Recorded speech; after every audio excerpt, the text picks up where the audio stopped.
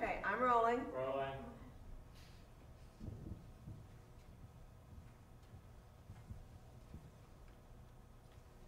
Good afternoon.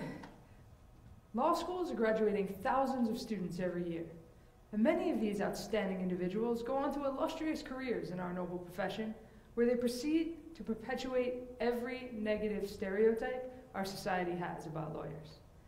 But it doesn't have to be this way. Law schools can have a tremendous impact on the skill development of their students simply by making the law school environment a more professional and practice-oriented one. From the moment a student steps foot in the law school for orientation, she should be told that she's expected to think, speak, and act professionally, to act as if she's already an attorney. In doing so, law schools can capitalize on the pedagogical value of nearly every interaction a student has, whether it's with a staff member, a faculty member, or an administrator. Each of these interactions is an opportunity for a lesson in professionalism, professional identity, and the creation of sound arguments. Whether they're appealing a grade or lobbying for increased services or changes to policies, many of the situations law students find themselves in today mirror those that they'll face in practice. And whether we realize it or not, as law schools, we're already teaching students lessons about what it means to be an attorney and how to interact in a professional environment. But if we're not careful, we can send students the wrong message.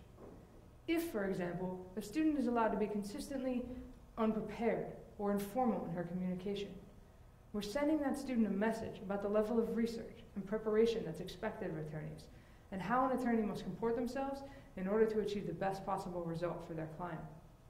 If instead we're intentional and we recognize the role that nearly every member of the community plays in the development of future advocates, our students can walk away from day one with valuable lessons in active listening, critical and consequential thinking, the development of sound arguments, and so much more. Essentially, we believe it takes a village to educate a law student. So the question is, how do we create this village? How do we create a legal village in which every member takes an active role in educating law students? Well, first, law schools must recognize that each member has a unique and valuable perspective and insight as to how our institution best functions and what are the skills necessary for being a good lawyer. With this recognition, law schools can then encourage and empower every member to take advantage of everyday informal opportunities for experiential learning, to teach students how to act like a lawyer. Whether a student's working with student affairs, academic affairs, or even campus security, every day there are informal opportunities for experiential learning. Teachable moments in which a student can be encouraged to reflect upon a circumstance and think about it strategically so as to obtain the best possible outcome. So to further explore this idea, I'd like to introduce everyone to a good friend of mine, Kathy Rojas. Kathy Rojas is a valuable member of our team with almost 18 years of experience in just about every department. Because of her vast experience and her regular contact with students, Kathy is ideally situated to instruct students on how to navigate a large institution and the consequences for failing to do so effectively.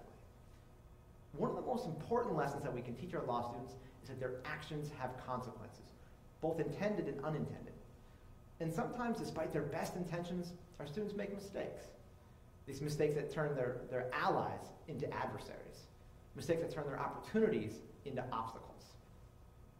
I remember when I was a law clerk, and if a litigant was rude to me or to the court staff, I almost always passed on this information to the judge, which didn't have the best consequence for the litigant's case. In a similar way, Kathy is an extension of the administrator or the faculty member that she works with. If a student is rude to Kathy, this information is going to get passed on, which again will not have the best consequences for the student's case. So by working with Kathy, students learn the power of please and thank you. They learn the need to treat everyone, regardless of their position or their perceived position, with respect as a human being. And ultimately, they learn to approach every circumstance strategically, even informal ones, so that they can obtain the best possible outcome, just like hopefully they will in practice. Law schools should move beyond these informal interactions, however, and develop formal mechanisms for both communication and follow-up.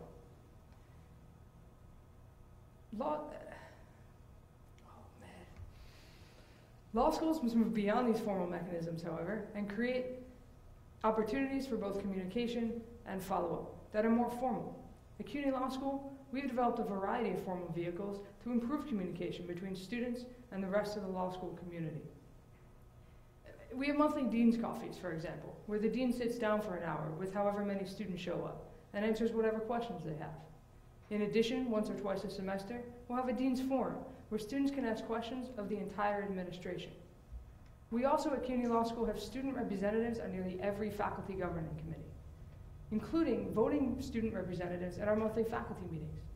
In this way, students can not only bring a resolution from student government to the full faculty for a vote, but they themselves have a vote.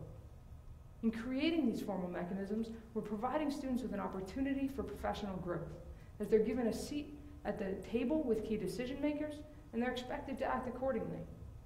When, for example, a student comes to a dean's coffee or a dean's forum and says to the dean, CUNY must reduce the number of credits required for graduation, something that comes up at our school quite a lot, the dean will push back and challenge that student, asking her what she thinks should be cut from the required curriculum. This will, of course, encourage other students in the room to give their opinions. In doing this, the dean not only illustrates the complexity of these issues, but she makes it clear to students that she will not simply entertain complaints or demands. To be effective and successful, students must come to her with possible solutions. This is a valuable practice lesson because employers and judges will expect fully developed arguments for why their client should win or why their policy should be adopted. The dean is not only reactive, however, she also proactively models positive communication techniques. At a recent Dean's Coffee, students were concerned about the Pro Bono Scholars Program, a recent initiative by New York State's Chief Judge. As this is a brand new program, students had questions about how it would be implemented and what it would mean for their course of study.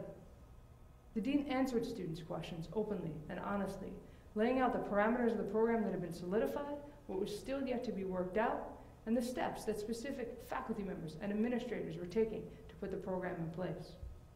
In this way, students walked away not only with valuable information about their own legal education, but with a tool for dealing with difficult or amorphous issues in the workplace. If a student does approach the dean with a concrete problem and a possible solution, she makes sure to follow up with that student. After every Dean's Coffee, the dean will reach out to the department that oversees the issues that came up and will circle back with the student that raised concerns. In this way, she's making it clear that there is not just communication for the sake of communication, but that effective lawyers will go back and strategize and figure out the best way forward. This is also a valuable lesson in professional identity, as follow-through is critical for developing a reputation as a trustworthy and reliable colleague. So as these examples show, our students are already taking on this work by advocating for themselves, for others, and for changes they wish to see in the law school. Now is the time to activate the droves of experts already within our walls to help them communicate even more effectively and become even better advocates. If we can extend law school education from the classroom out into the cubicles, into the hallways, our entire institution will enjoy the benefits of enhanced communication. And finally, and most importantly, if we can encourage our students to act more professionally while in law school, they will enter into the practice more equipped and prepared to work in a diverse, dynamic, ever-changing legal environment.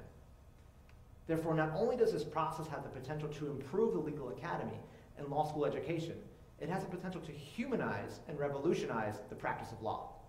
Thank you.